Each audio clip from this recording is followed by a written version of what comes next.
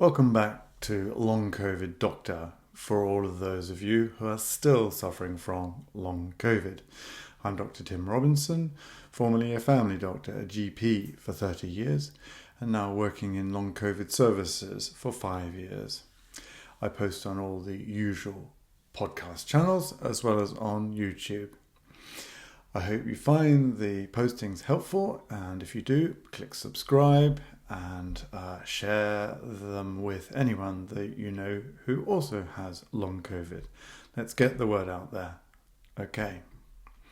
So, thanks for all the feedback you're sending in. I apologize that I just don't have the time to answer all your queries and comments, and so I do apologize for that, but I read them all the same and I appreciate them.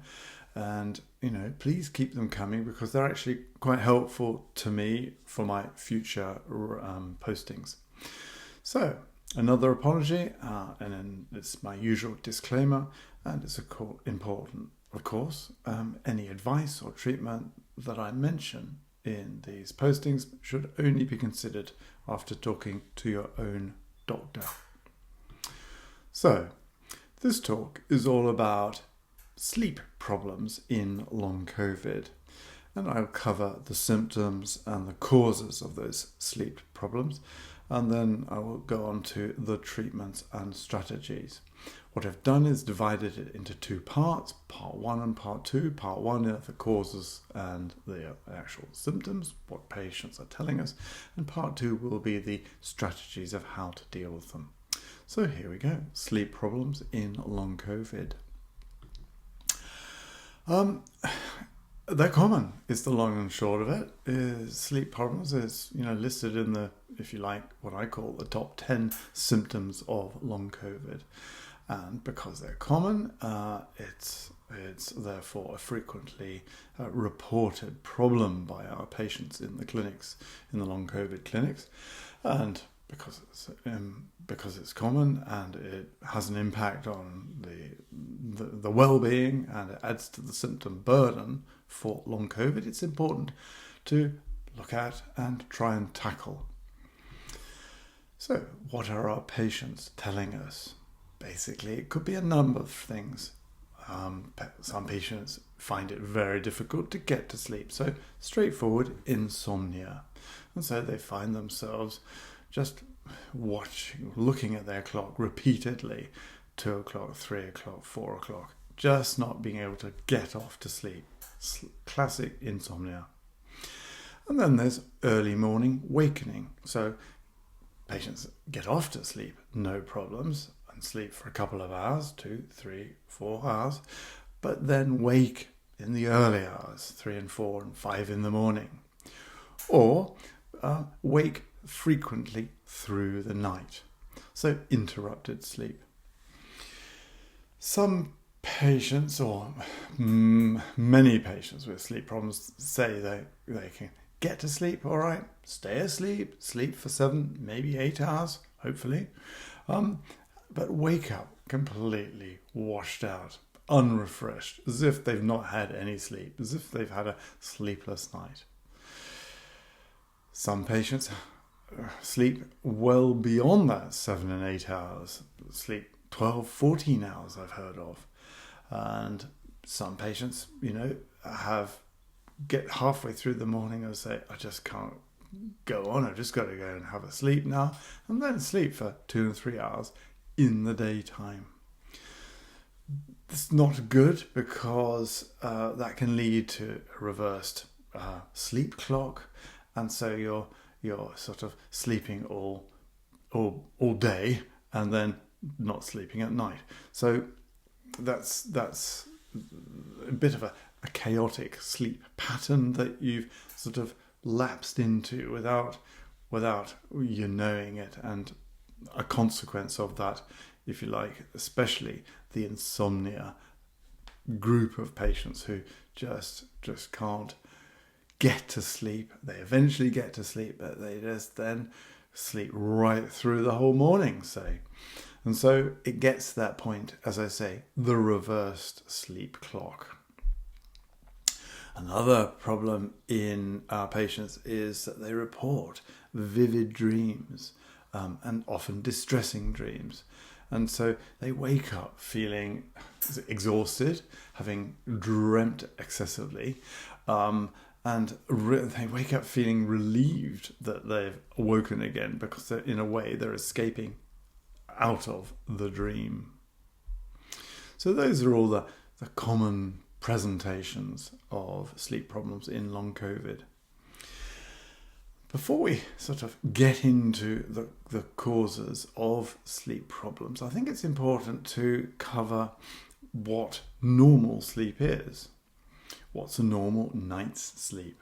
What do we all hopefully achieve with a normal night's sleep?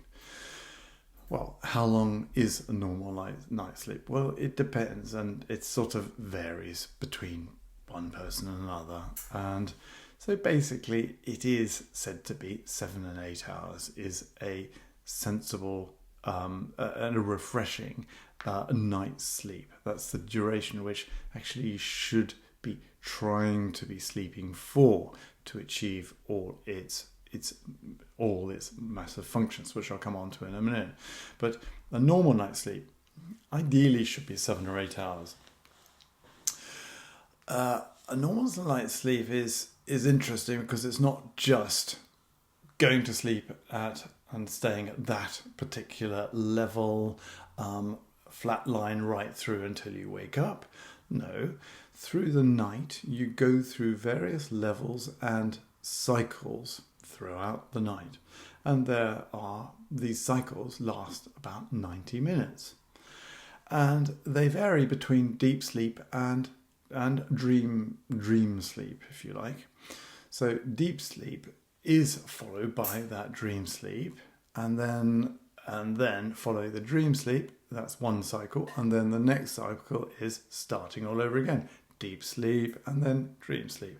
So a sort of a wave pattern there that best sort of shows it on a sort of graph form of these cycles. As I say, those cycles are repeating through the night, and you have 4, 5, 6 cycles through the night. The dream sleep is otherwise known as REM sleep, so rapid eye movement. Rapid eye movement, why? Because during your dream sleep, your eyes, you're asleep, but your eyes, you can see in someone who's in their REM phase, their eyes are flickering. And it's called rapid eye movement sleep. And that's when, like I said, dreams occur. In the deep sleep, that is referred to as non-REM. So, typically what happens is that when you fall off to sleep, you fall into level 1 sleep, so N1 sleep. And then you become deeper asleep, if you like. You descend further into N2, level 2, and then N3, the deepest, slow wave sleep. Then you come out of that, go into 2, into 1, and then into rapid eye movement sleep. That's the first cycle. And then from rapid eye movement, you start that descent into level 1, 2, 3 again, and then up into REM. So that's cycle 2. So, like I said, there are basically 4 to 6 of those cycles a night. And it's interesting, those cycles have a different function. So basically, REM is the sort of rapid eye movement sleep, is the dream sleep, is for emotional regulation and memory sort of integration. I'll talk about that in a minute more. And then non-REM is the sort of physical and brain restoration phase. That's when that physical and brain restoration takes place. That leads me on to sort of giving you a little bit more sort of background information as to why we need our sleep. What's the function of sleep? So basically, Sleep is an essential biological function because it brings about cellular repair of those cells in the body, in the brain, and throughout the whole body. The body is resting, and during that time, those cells that have become damaged or broken or tired during the daytime are then repaired during the sleep time. Then there's physiological restoration. So the breakdown products of metabolism that occur when we are using our cells, our bodies, in the daytime, those breakdown products of metabolism are cleared, that waste is cleared during the night whilst you're asleep. Along with that, there's energy restoration. So the energy currency, ATP, that is used up to undertake cellular processes, be it muscular or nerve impulses, during that time you're using up all your ATP. And so we need to recharge the batteries. We need to build up these reserves again. And that's happening mostly at night. And then there's immune support. Again, the immune system, if you like, is having that clear out, etc. But also the immune system is, if you like, being rested and not encountering things that they've got to be defending against. And so the immune system has a chance to rebalance itself, recalibrate itself, and normalize. Besides all those sort of physical and cellular processes, sleep is really important. I talked about REM phase and the memory consolidation, as well as psychological health. So as the emotional experiences are processed during the REM, rapid eye movement, sleep, the dream sleep. Those processes are so important. The laying down of memories. So those experiences that you've had in the daytime, things you've been doing in the daytime, are then, if you like, embedded from the short-term memory into the longer-term memory into the particularly the frontal cortex of the brain. And likewise, psychological health. So those emotional experiences through the day are processed and sort of put into their correct categories and pigeonholes and dealt with in a way that is important to bring about, if you like, emotional resilience. So, long and short of it is that sleep it's not just shutting your eyes, going to sleep and waking up in the daytime, feeling, that was a nice refreshing night's sleep, wasn't it? All those things have been taking place whilst we're asleep, which are so important for body, mind, brain, physical, etc. Okay, and then that leads us on to the sleep problems of long COVID. So what are the causes for those sleep problems that are going to cheat us of all those important biological functions of sleep?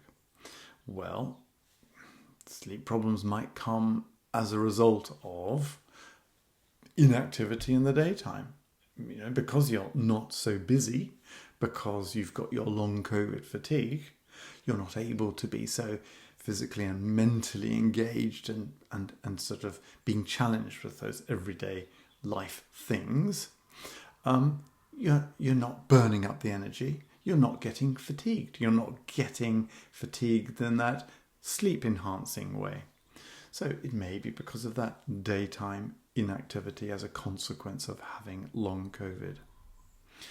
Another cause, and I've mentioned this in passing, and that was the daytime nap. If you've overdone the daytime nap and slept for a couple of hours, then your sleep problem may come as a result of that sort of sleep reversal pattern that has come about as a result of all this. I.e., like I said, the sort of sleeping all day and being awake all night, that sleep pattern reversal.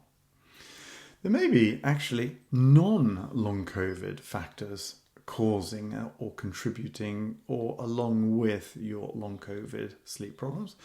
Non-long COVID causes would be, say, excessive alcohol. It's common sense, isn't it? We know caffeine is a stimulant. Okay, so if you drink too much caffeine, you're going to have a sleep problem. You're not going to be able to get to sleep. It's common sense.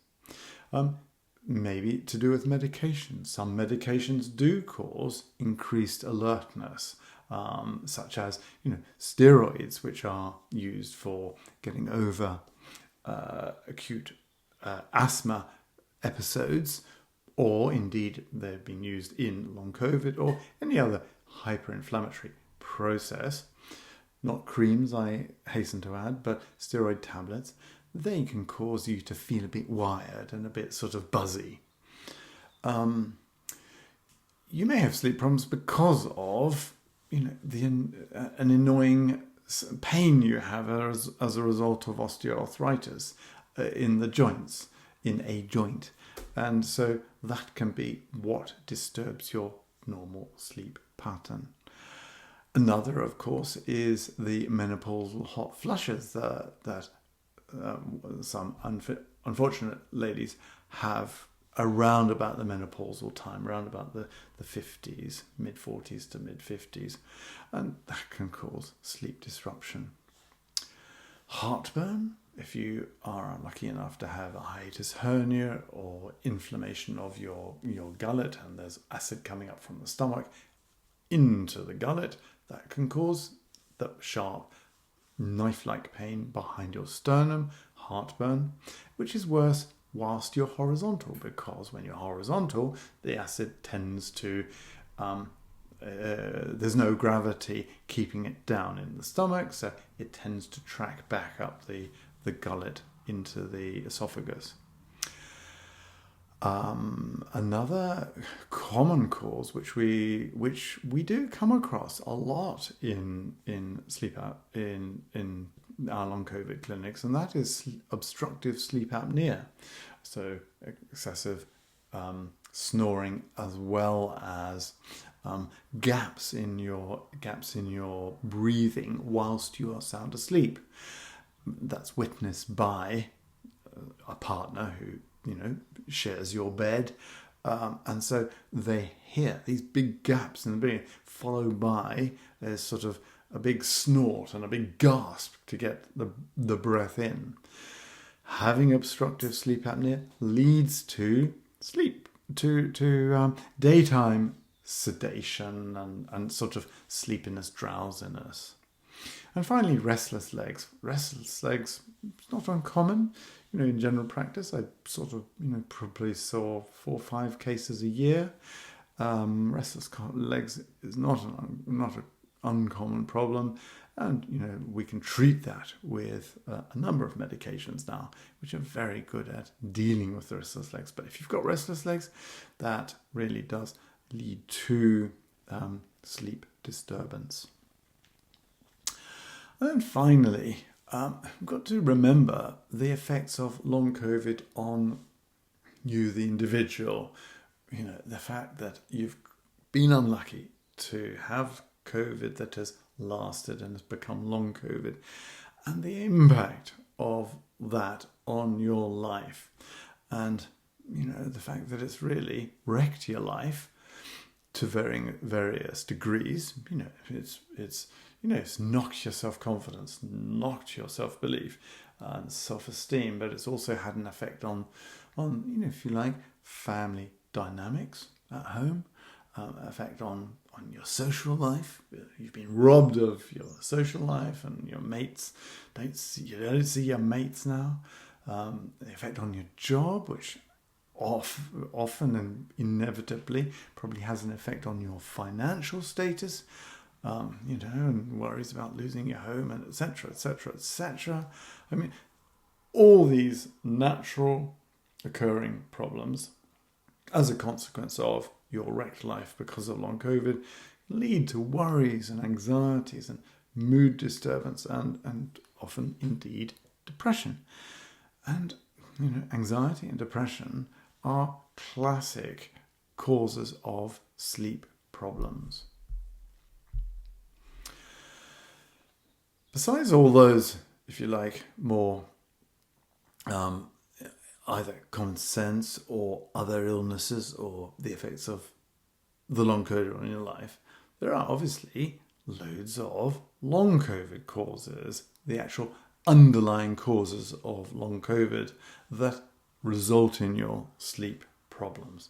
So that excessive inflammation of long COVID and the immune dysregulation leads to those cytokines, those inflammatory mediators that then mess up the normal correct functioning of the neurological functioning within the brain, as I said, because of the excessive cytokines. And we know that this exists. We know that excessive microglial activity is demonstrated very clearly.